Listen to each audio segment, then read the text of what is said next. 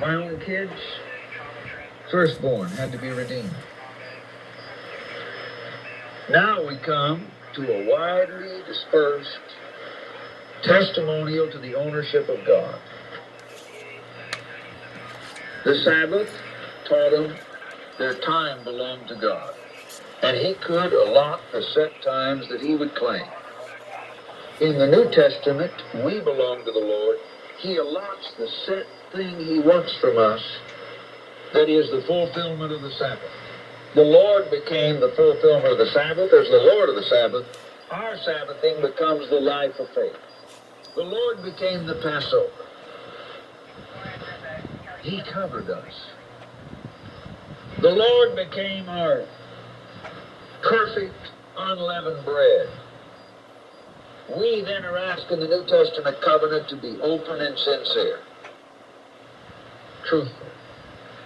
The Lord was the first fruits of a particular kind of harvest, the resurrection of the body from the dead. But He did not wipe out by that all other kinds of first fruits and all other promises that go along with first fruits. As He was the fulfillment of the tithe. He came and occupied human flesh, became a kinsman redeemer, and gave Himself wholly and utterly obedient unto death. We testify to the possession of the Lord to do with us as He will, as the Son of glory gave Himself to the Lord willingly to be done with as the Father willeth. The tithe becomes a testimonial to that and takes promises that are applied to it that we can claim.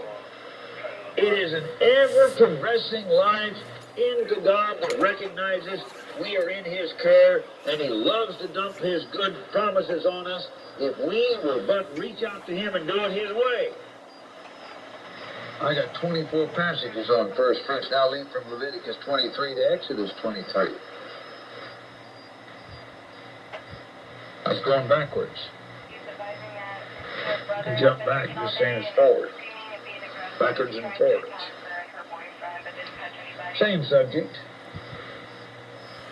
Seventh year, thou shalt let the land rest and lie still. Speaks of the Sabbath year, as well as the Sabbath day, all of which represents, in the New Testament, the continuing life of faith. Speaks of the three feasts to be kept each year that we just started out on, the Passover. The Passover on the evening, the Passover was kept between the evenings, starting at sundown one day and lasting till sundown the next day.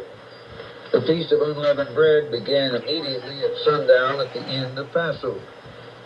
Feast of Unleavened Bread lasted for a week, and the Feast of First Fruits was a feast within a feast in that it fell during the time of the Feast of Unleavened Bread. Passover always came on the 14th of the month. Feast of Unleavened Bread began on the 15th, and from the beginning of the Feast of Unleavened Bread, whichever first day of the week happened to show up, since it started on the 14th and the 15th, Passover and Unleavened, it could start in any given year on Monday, Tuesday, Wednesday, Thursday, Friday, or whatever, with different names, obviously, for the days. But once the Feast of Unleavened Bread started, within that week, the first day of the week to show up as the first day of the week became the Feast of First Fruits. That comprised one of the feast days of the year when every single adult had to go to the place of designation, ultimately to be Jerusalem, and they had to pay their own bills, they didn't work, and they gave that week to God as they celebrated Passover, unleavened bread, and first fruits. Come the harvest of Pentecost, they had to make a second trip to that designated place, ultimately to become Jerusalem, where they kept the Feast of Pentecost. Come the end of the year, fall, on the religious calendar, they had to make the trip again when the feast that begins the month in which atonement comes dawns. Feast of Trumpets assembled them. 10 days later, the feast called the Great Day of Atonement was held.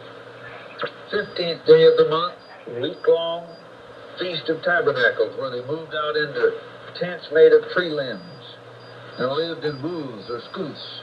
Those 3 great feasts were required every year to bring them to God, to let them know the year belonged to the Lord. Not begrudgingly. They had the rest of the year. We divided on our calendar, they had 49 other weeks in the year to do their thing. These 3 weeks belonged to the Lord, and spring, summer, and fall, they made the trip. And they brought their sacrifices, and they brought their offerings, and the 3rd tithe was to be designated to make this possible. In addition, they have all the other offerings, which I'm leading up to. 3 times they came as said. 3 times in the year, verse 17, all thy males shall appear before the Lord God. All the family had to come to these feast days. Certain responsibilities were laid upon the men, such as the bringing of the silver half shekel. Another subject. And that's why they're singled out here.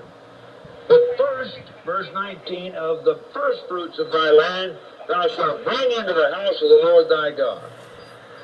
The reason it's called the first of the first fruits is first fruits could occur of many different kinds all year long. The sheep would drop at a different time than the grain might harvest. The very first of the first fruits, every single year, when the year kicked around again, that's what's in reference in verse 19, Exodus 23. If you've given your first fruits, that doesn't mean you're done for the year. If you get a new job when you're out of work, first paycheck's first fruits.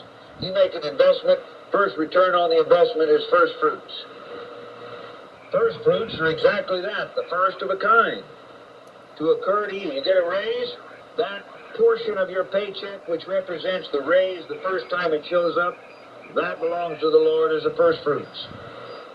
But the first of all the first fruits that might happen, and that's part of what your claiming of the promise is. Some of you live such a dull expectancy life, you expect this year to be just like last year, only worse.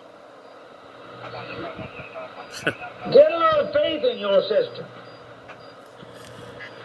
Determine that this is the year you will have a lot of first fruits. Yeah, and your money in your pocket. If you are living the life of faith, you jump at the chance. That's what first fruits is for you every January. More money in your pocket. Dr. Geine Scott. Wipe the slate clean when you claim the promise. Yep. That angel moves in front That's of you. the old Geine Scott. Right? Well, let's see.